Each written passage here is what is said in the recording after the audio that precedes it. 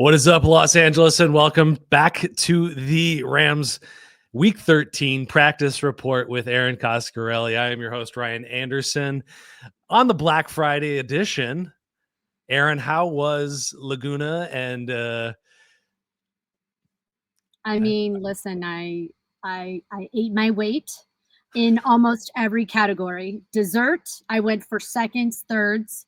I just stockpiled as though winter is literally coming from Game of Thrones. I prepared, admirably. You would have been really proud. I could maybe block now for the Rams offensive line. So, yeah, I definitely put on a few for sure. Had several delicious pies and a basket cheesecake, which I also had for breakfast. So yeah. What's your go-to? Is it? I know you love gravy. We've talked about your interest in cranberry sauce, which is very questionable. But do you have a go-to? The green bean casserole is my favorite thing. That wasn't on the Friendsgiving menu this time around. And I'm not much of a sweets guy, but I loaded up this time. I'm not sure what got into me. I had all three desserts. Usually I'll have one slice of pie, but I just dove right in. They all looked good. Yeah. Pecan pie, pumpkin, and the cheesecake. Yeah, all good stuff. Yeah. Anyway, so needless to say, you're feeling it today, because I am. I woke up real slow. Oh yeah. Well, you woke me up. I was still in bed when you gave me our pre-show planning call. So thanks for that. Yeah. Well, also, I do harass you to give me good tidbits, which you actually did, because I ended up doing a fun secondary piece. And I asked not only who is the biggest trash talker, but I asked who is the biggest trash talker, but then also has maybe a fear of scary movies, would sleep with a nightlight, so I got them to really tell me some good juicy details, like who's most likely to watch Love Island. They gave me the deets on that. Who is the real MVP, the most victorious prankster?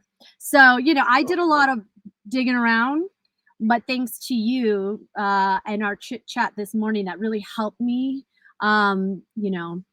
directed me into some good investigative pieces today. So I appreciate that. That's all thanks to you, buddy. Well, I'm always here for you. No matter what time of day or night, I'm here for you, obviously. Let's get into some news. We had kind of a reversal, of course, on one of these players, Josh Karty, off the team, released no recall. So what's the details on that? What Sean have to say? Yeah, it was the first thing, actually, after the coach gave us kind of his traditional sort of rundown of the injury report, what to expect. People were wondering what was the decision behind taking Josh Karty off of the roster, when that was kind of something they wanted to do. They wanted to keep two kickers on a roster, right? They wanted to keep him almost as an insurance plan, just in the off chance Harrison Mavis, who, remember, before the last 2-3 games had never played on an NFL team. I think they wanted to just make sure they had an insurance plan should anything go awry. But as we were talking, making some various roster moves, bringing Tutu back, bringing in a cornerback to kind of help with McCreary being on IR, they just didn't have the room for Josh Karty. And, one of the things that they said was, would they sign him to the practice squad if he clears waivers? He said, absolutely. That's what we want to do.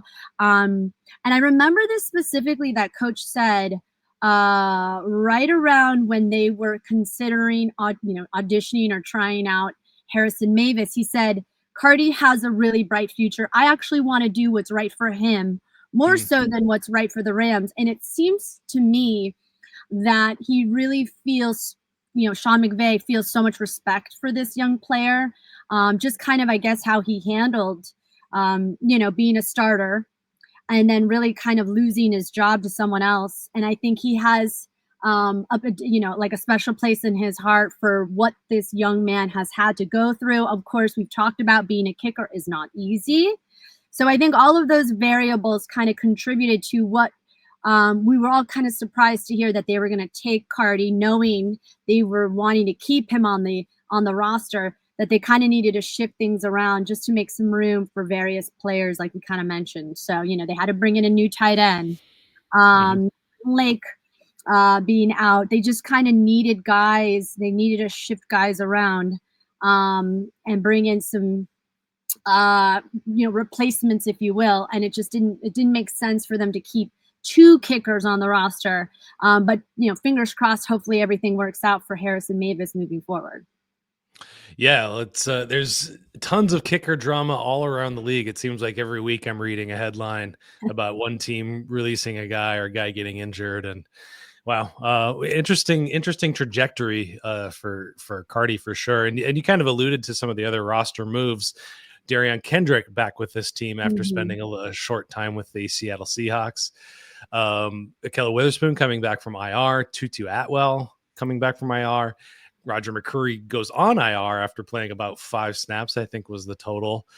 So a short-lived experiment there, I guess. Are there any other news and tidbits in terms of roster movements or injuries that we should talk about? Just one quick thing about the kicking situation that I also noticed when I had mentioned that Coach McVay said this young man has a very bright future in the NFL, which to me was like the sounding alarm of he may not end up being a Ram by the end of the season. A nice follow-up by, I want to say it was Gary Klein from the LA Times. He said, "So how do you feel about the kicking operation?" And one of the things that was really interesting out of Sean McVay was he kind of almost alluded to, I feel good. I don't feel super crazy confident. I feel good. He said, we've been automatic on the extra points. I'm excited. We were able to get 2 field goals off last week, saying he's got a steady approach. And I think that moving forward, we'll see.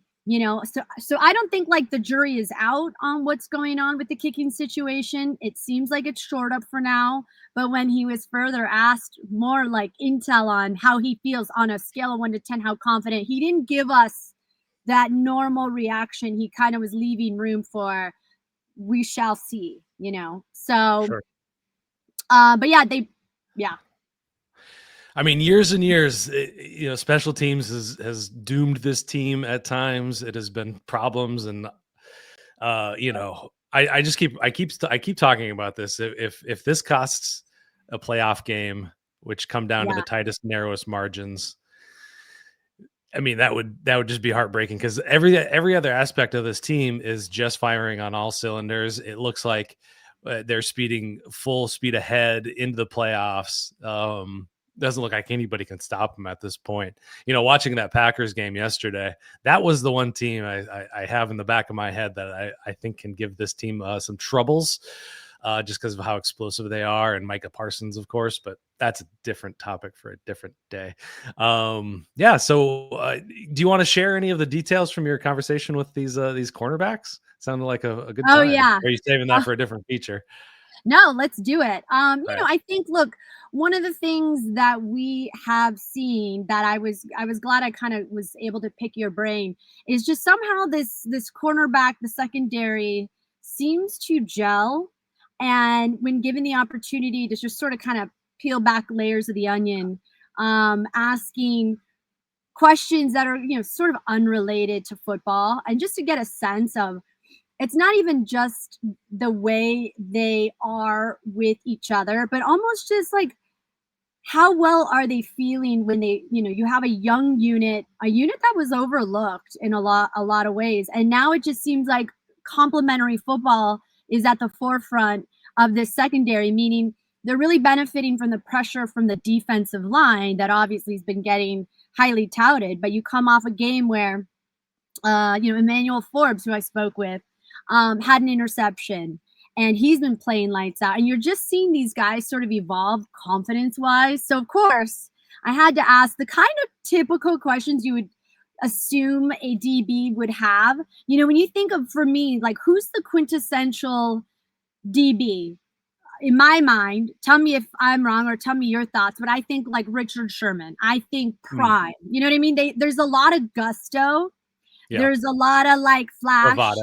Bravado. Yeah. When you think of who encapsulates that personality, who is it for you?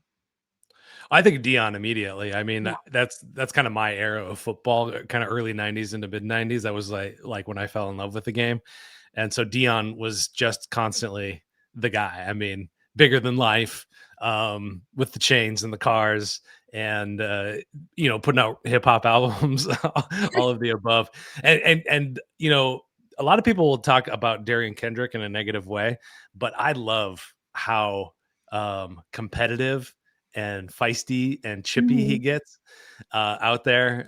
So I love shouting him out. I always get in trouble for doing it because people are like, he's trashy. Let's explosive plays, whatever. He is a vocal leader out there. Anyway, continue. Yeah, yeah, vocal, you need somebody like that, and that's such a great word. I love that word, feisty. There's Yeah. something built in with them that is like feisty, gritty, scrappy. And that's one of the things I remember when I was with the Niners in 2013. That was when Michael Crabtree and Richard Sherman had that scrappy NFC Championship, matchup where Yeah. you saw Aaron Andrews interview Richard Sherman, and he was like He not came in happy hot. about it. Yeah, yeah. And so it's fun to tap in a playful way to that sort of sentiment. So of course, I'm asking the questions that again you helped help me kind of think of what way do you find a personality out of a player without really talking hardcore football. So I got, I asked the hard hitting questions like who's the biggest trash talker, and believe it or not, Emmanuel Forbes said himself, which when Oh, you nice. see him off the field, he's so pleasant and so Yeah. sweet. But there's an imposing athletic build about him. And I got to speak with Cam Kinchins. I asked who's most likely to watch Love Island. Cam said himself, right? I'm like, that's amazing. I asked who's most likely to dance to Earth, Wind, and Fire at a wedding. You know that song? Do Yeah. you remember 21st of September? Yeah.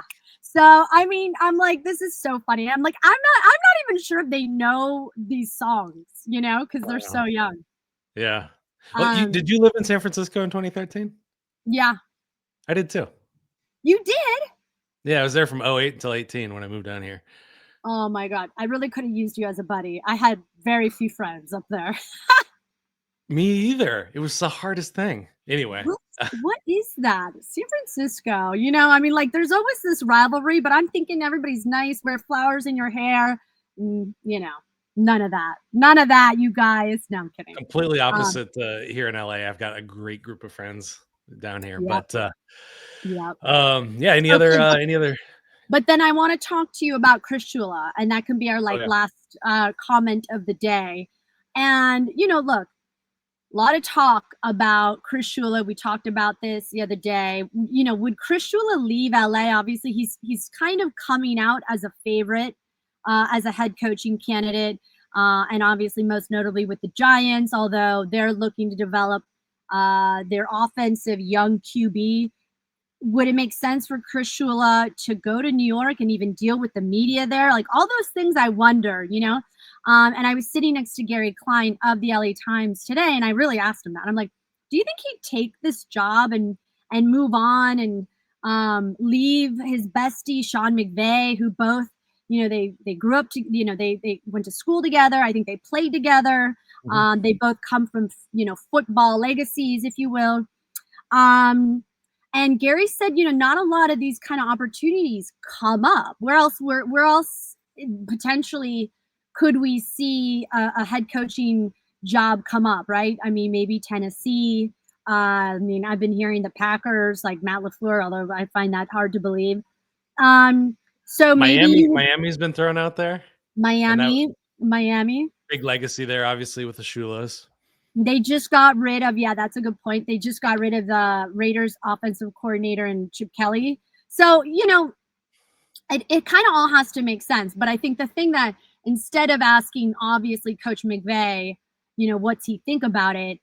I asked Coach this question, which I think is an interesting point to think about when you're so young as a head coach, right? I mean, I think McVay's literally the same age maybe 2 years older than Matthew Stafford, right? I think McVay's like Yeah. 39. So I said, what do you feel is the biggest compliment that, now Shula is sort of on the forefront of conversation of being maybe a head coach next year and you might lose him? He said, it's the best way to get your heart broken, but you're so happy for your guys. Oh. You're so happy for your guys. That was my charger. Scared the living daylights out of me. But he said, it's like a bittersweet sort of situation. Now 7 guys, potentially 8 if Shula takes the Giants job. It's got to say a lot about how you put your men, your players, your coaches in a position to succeed, and you're happy for them that they end up getting an opportunity to do the very thing that McVay does, right? Somebody had to give McVay a shot, and then look at his coaching tree, But the thing that was really interesting too that I asked Gary Klein was, who of those coaches have had success? And while they have, no one quite like when you're here in LA with Sean McVay and the Rams, right? So what and then he said something else that I thought was really interesting. He said, also keep in mind that 2021 season, what happened right after, right? Like the dip. Mm-hmm. So let's just say the Rams go deep, deep, deep. What would be a potential look at what could happen to the team the following year?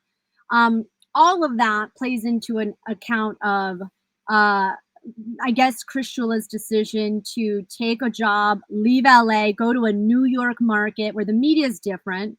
And then really you're in a front-facing position as a head coach. He's never been a head coach before, a lot more pressure, a lot more eyes, and you're with a coach, or you're with a franchise that has seemingly not had consistency in terms of its culture. Yeah. It's fascinating question. We saw Ben Johnson kind of pass on a few jobs before ultimately taking the one in Chicago. I mean, I could definitely see Shula approach it like that. But like you're saying, these job offers, you can get some interviews. He'll probably be interviewed this offseason, but the job offers are few and far between. And obviously there's been a bit of a trend going toward defensive minded guys, and that's worked out. Mike McDonald up north there is a great example of that. But there's a couple of names in that building I think are generating interest. I mean, I imagine at some point Mike LaFleur is going to get some conversation, some team to be a legitimate offensive coordinator rather than the guy behind the offensive coordinator, Sean McVay. Nate Shieldhouse is a guy I'm kind of keying in on. He'll probably be an offensive coordinator somewhere in the league over the next couple of years. I think he got job offers from Tampa and Jacksonville as well last year, but always something going on there. We got a big game this weekend. Panthers, a couple of injuries. Poona Ford was questionable. Cam Kinchin's questionable. And there's one more questionable fella that I am forgetting. Well, are you talking about Byron Young? He was a DNP, right? So he was just he's a full go. Full go. Questenberry. Questenberry was the other guy who. David Questenberry. Yeah, that's right. Poona Ford limited, although I'm not quite sure what the injury to Poona is. And then Alaric Jackson. I feel good where we're at. Alaric Jackson doing consistent rhythm and routine. Poona Ford is limited. And he said that's where we're at injury-wise. On whether he expects Byron Young to participate fully against the Panthers, yes. I don't foresee any limitations. So I think it's just, he says, typical bumps and bruises. Of course, crediting Reggie Scott, who does an amazing job at keeping these guys pretty on the up and up when it comes to the injury front. So, yeah, I mean, that was really it when it came to, and then, of course, getting to see Tutu back and Akhello back. And I think, that was really, that's really the gist of it here at Rams HQ on this Friday, where the Rams are looking to go, 10? Is it 10-2 at this point? 10-2. Yeah. Yeah. So, Week 13. against the Carolina Panthers. This should be a game where Matthew Stafford pads his stats for the MVP case. This should be a game that the defense is able to control. I'm excited to watch some Tedero McMillan. I haven't seen much of him, but people have been raving about it. But this is the only thing they can't do is look beyond this game to pick up the win. I feel like I don't think there's a lot to talk about. It's not a terribly talented team. They've got a better record than their talent proposes. But they're an NFL football team. They all collect paychecks. They're all professional football players. So always fun to watch the Rams on the East Coast, 10 o'clock time. Guys, go check out Sleeper before the game. Download the app. Put some money in there. They're going to match you up to $100. If you don't want to put any money in, they're doing a free giveaway. You can actually stack these promos. Sleeper Fantasy is giving you free $20 just for signing up. So go check out Sleeper Fantasy. Go have some fun. You're going to pick 2 to 8 players, over unders. It's super easy. You can end up winning a good chunk of money. Boss man Ryan, he just won a good chunk of change on our last one. So that was a lot of fun for him. We'll be back on Sunday after the game, talking all things Rams Panthers. Me and Aaron doing that. And guys, we will see you then, a couple of days.